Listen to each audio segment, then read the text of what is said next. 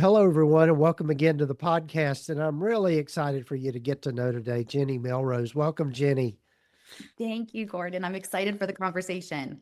Yes, and Jenny is a fellow podcaster, and I'm going to invite you to take a look at her podcast or get to her podcast. It's the Practice to Profit. So, Jenny, as I start with everyone, tell folks a little bit more about yourself and how you've landed where you've landed. Yes, I would love to. So, I actually have been online since 2009 when dinosaurs roamed the online space. Instagram didn't even exist. So, I've been online for a very long time. I learned how to market by bootstrapping and figuring out how to create digital products to be able to then turn around and sell my first business. I ran a food blog called The Melrose Family for 10 years and sold that for six figures in 2019. And since 2015, which is when I launched the podcast, I have been helping online business owners that are really trying to understand how they can monetize better and not have to trade time for money inside of their practices. Yes, and I know that is something that is always a hot topic for I know a lot of my listeners, and I'm sure yours as well, is how can you do make more money besides just butt and chair one on one? And I Yes. like to say go from the one to the one to many kind of way of doing that. And yeah, I'm anxious to hear your ideas about all of that. Yes. No, very much excited to share. Yes. So when you think about when I guess maybe a place to start is to think about if a therapist is thinking about diversifying their income, what is a good starting place for them and to think about that? Yes. So I think the biggest thing to understand is that you already have clients that have certain pain points. They're coming to you because you are a niche specific, probably therapist, whether you deal with kids with ADHD or you're dealing with couples that are work in law enforcement, whatever it might be that your practice is kind of niche to work with people. And those people also need support outside of the therapy room, especially potentially their loved ones. As a parent myself of a child that was diagnosed with ADHD at a young age, young girl, we struggled with a lot of different things. And even though I am a former teacher, I had a hard time communicating with her because I didn't understand the anxiety that came with it. And if the therapist that I was going to for her had a resource for me, like a workshop that walked me through some of the ways to best communicate with her, some of the prompts I could be using, I would have jumped all over it. I was scouring the internet for all of the resources possible, but I really wanted her resources because that way I could actually utilize the language that she was using with my daughter in therapy. It would be all part of being able to help her not only in the therapy room, but then also at home to give me the tools to be able to work with her. And that's where I recommend most therapists start to think about what resources do the people that I'm already helping need? What could benefit them? What pain Mhm. points are they continuing to come to me for? The great thing about it is that you're not limited one trading time for money where you're talking about you only can see so many people in a week without burning yourself out, and as well as there's only so much time in the day, so it actually gives you an opportunity to diversify your income, have income that comes in passively through to oftentimes when you're sleeping, and it also gives you an opportunity to not only help those that are already coming to your practice but others outside of it that probably have very similar pain points and can't find the right resources to help them as well. Yeah, and I think one of the things that I think too is that I know having been a therapist now for oh gosh, almost 25 years now. What we find, I guess, anytime we work with people is a lot of the same. It's kind of like we play the same things over and over again with our clients. And so it's our, like you mentioned, our expertise is the stuff that we see that certainly not a one size fits all, but I think a lot of times people bring very similar problems and we were able to take our approach with that. Yes. Anytime you're continually getting asked the same type of questions or this giving the same strategies to people, that's a sign that it's needed, and you can put it into different formats, whether it is a workbook they can go through, a workshop where it's a video, a course. There's so many options out there to be able to continue to help those people that you are hearing all are having a similar problem. Yeah. So when you think about that concept, what do you see as you've described it, the low hanging fruit, as I like to call it, the things that people could start with that could really, okay, this could start bringing in money next week, kind of thing. Yes, I think the biggest thing that people have to understand is that in order to create that product, creating the product is simple, right? You're the expert, you know what they need, you can provide them with the right resource. It's going to fit your time and energy that you have in order to create it. The big piece is making sure that you're growing your email list.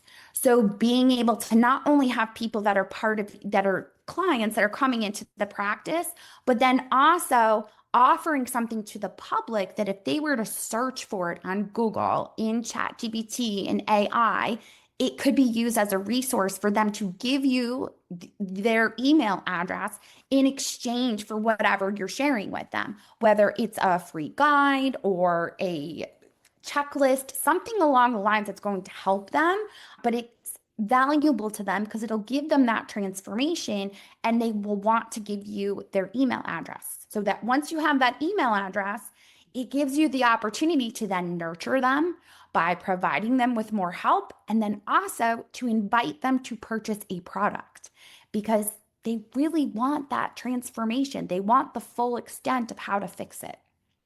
Yeah, and I couldn't agree more. I think that's one of the things that I've learned over the years, just with the consulting that I do and working with people, is that having an email list is really your, I don't like this phrase, but your foot in the door, but also it helps you build credibility. They get to know and trust you, and you can give them great resources and that sort of thing along the way. And it does not necessarily always have to be about selling anything. It's just a way of connecting and yeah.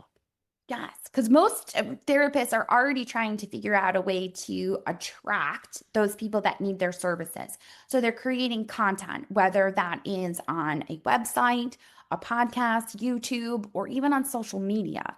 If you are already doing that, being able to capture their email address and have them to be able to continue to have those conversations, you have so many options to diversify.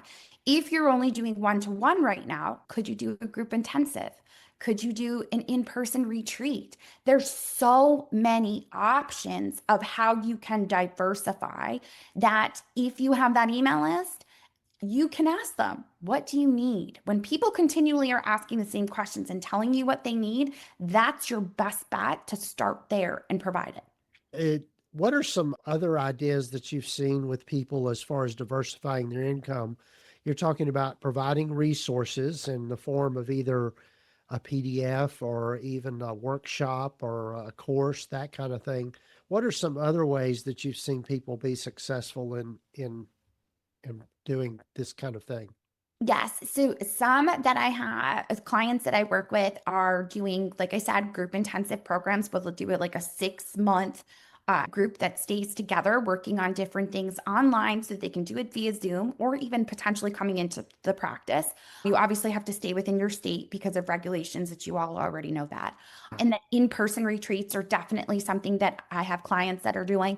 I also have clients that are creating programs that can then be utilized in other avenues, I would say. So, one of my clients primarily works with law enforcement and their significant others, their partners. And she provides, through speaking, she provides training for actual departments to really help the officers be able to better communicate not only in when they are working but also with their spouses at home. And what she has done is she's created a train the trainer program where they can purchase the program and now they can actually teach it and utilize it. And she doesn't have to travel to all of these different departments to speak and train. It gives her an opportunity to really 100x her reach. It's quite Right. crazy what you're able to do with something like that. And not to get too complicated, but then you can trademark your program and you can Yes. build it from there and build a whole brand just around a specific program. Absolutely. Yes. I have clients that one has a signature program that is meant for supervisors that she started off just in the state of Texas. And now it has gone national, where she's made sure that she's hitting all of the requirements to be able to teach them how to be a supervisor.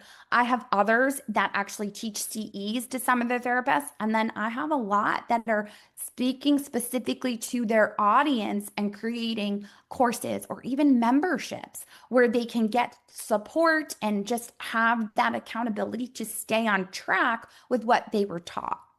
As you mentioned, creating the product or the thing, I think is like you said, is that's the easy part. It's just a matter of putting things together. And Yes. even now with AI and the ability to streamline pulling things together and resources and that kind of thing is just incredible. But the big thing is, as you've already alluded to, Jenny, is just this idea of if you build it, they will come. But that's not true. You've That's true. got to build it and tell people about it. And so, you want to speak a little bit about marketing these things? You mentioned the email list, which I think I absolutely agree. That's the number one thing people need to develop and foster. Yeah.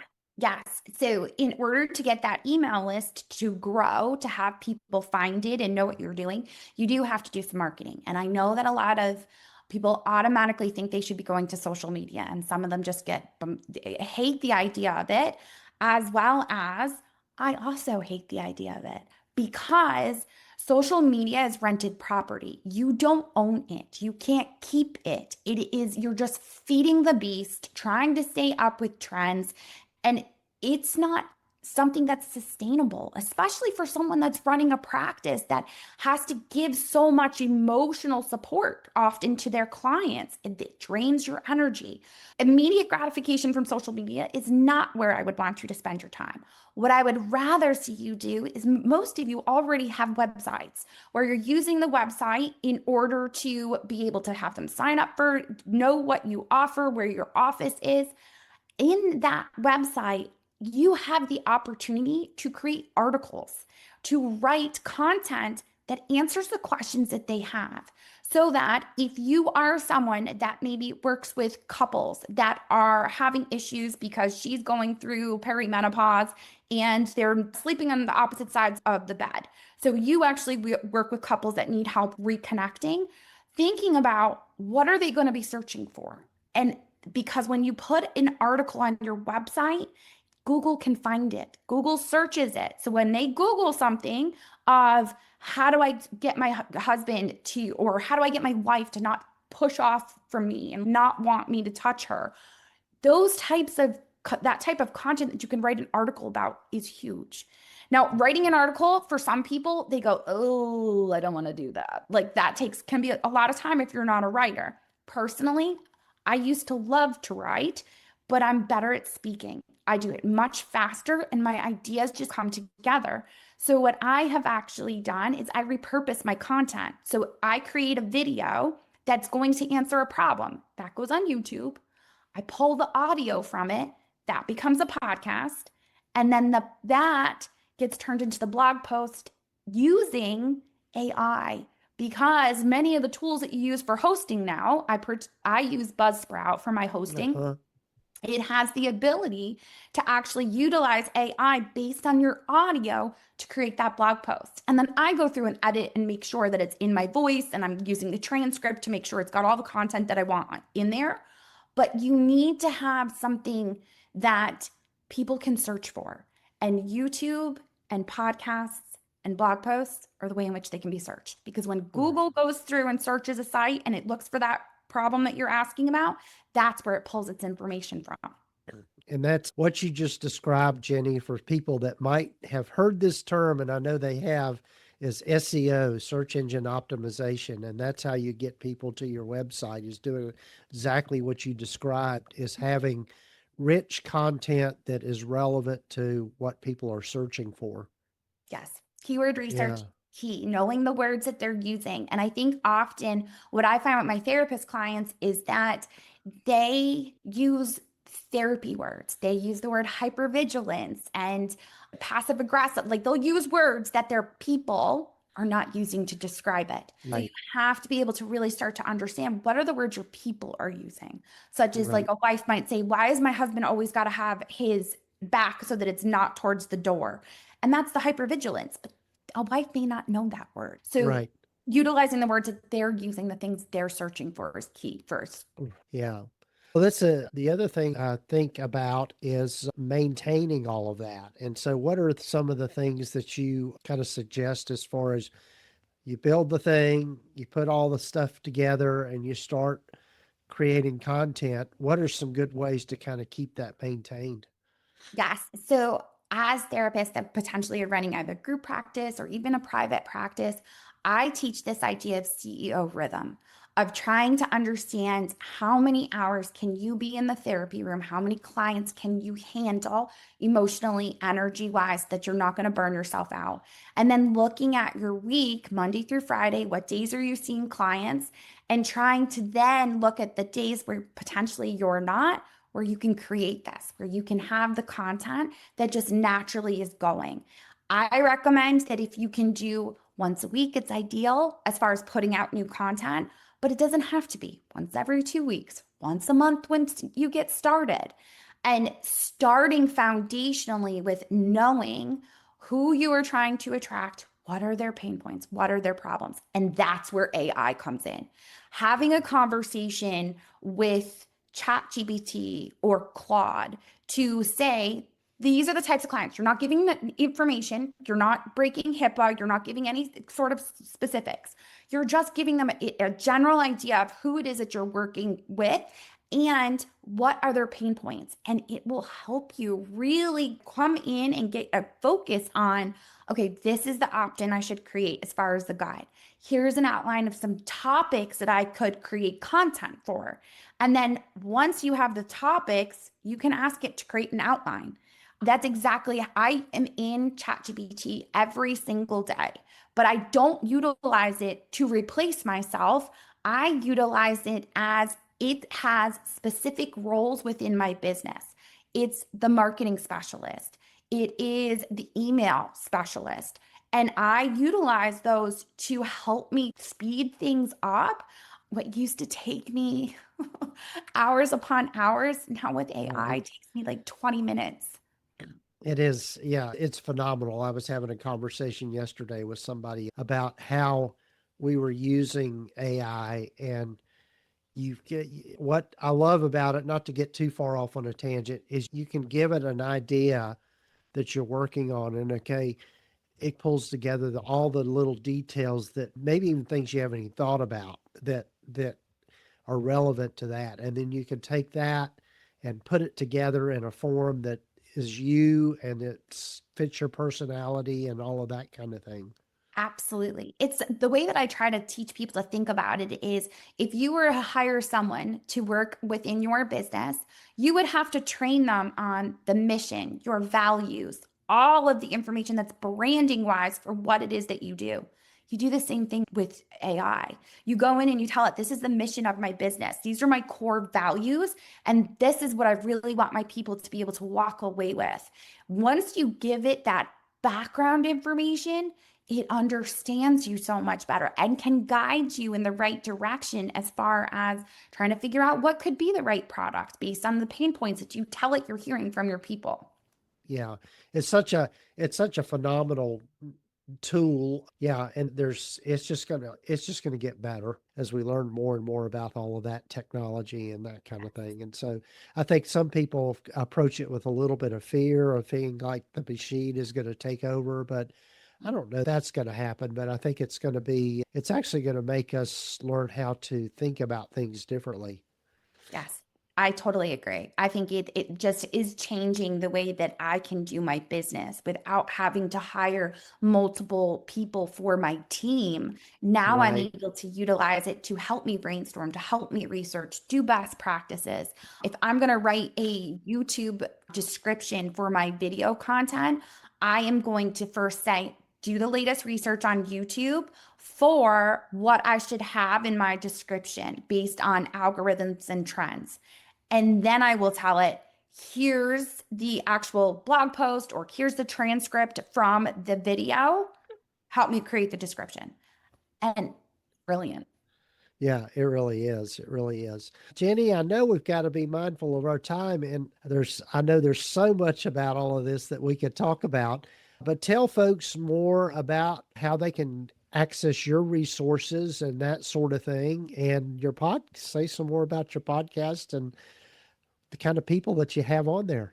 Absolutely. So you can head to jennymelrose.com. Right up as soon as you get to the website, you will see my strategic growth guide, which is going to help you really start to figure out how you can grow your business in the way that we're talking about with the content, making sure that it's SEO keyword research for you.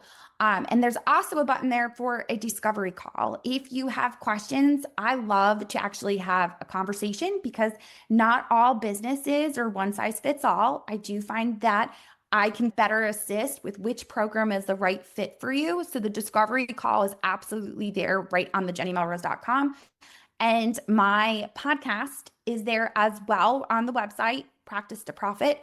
It has, like I said, it has been around for 10 years. So there's over 480 some odd episodes. I have not That's missed great. 1 week in 10 years. And it talks about all of the CEO mindsets and strategies that you need in order to grow your business that works for you and for your family. You will not hear me talking about you need to be making 7 figures, nothing crazy like that, because that's not the right fit for every person. You have to Right. do what is right for you and the vision that you have for your life and your business. And I am very much aware of that and make sure that we give content and strategies that can be put into practice without having to work 90 hours in a week. I'm looking forward to listening to the podcast, and it's crazy that we haven't run across each other before now because we both had podcasts about the same length of time. You started, like you said, back in the dark ages of podcasting, but that's great that you've been able to keep it up, and I admire you for keeping up the work because it is, like you said, putting out a podcast every week is a lot of work, and It definitely can be.